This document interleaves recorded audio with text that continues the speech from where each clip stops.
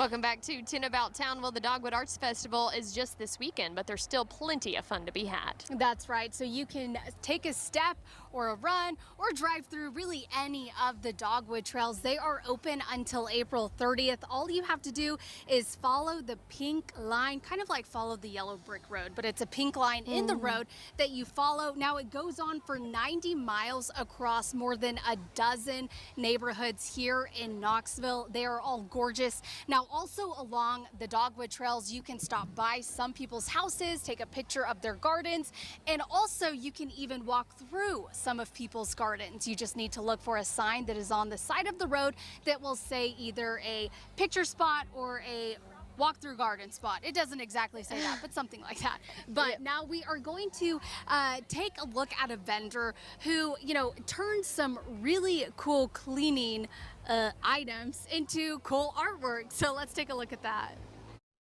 Most of us don't give brooms a second thought, but for Amelia Galvis, they're on her mind for much of the day.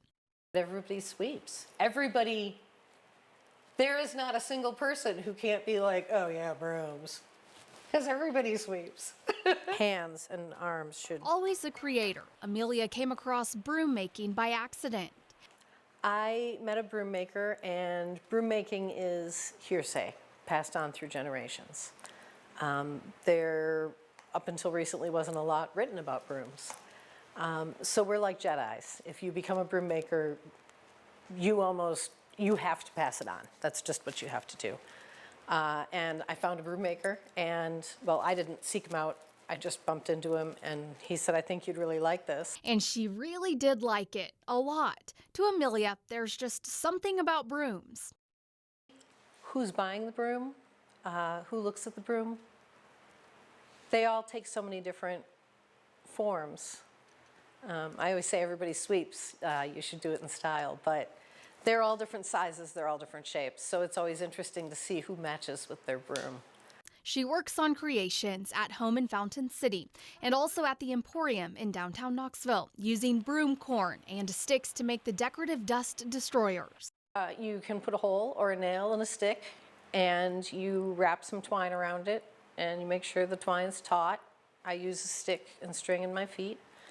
And then you wrap it around, and then you put the grass on the stick. It's been the only art I have found that is so simple, but so tedious and so precise.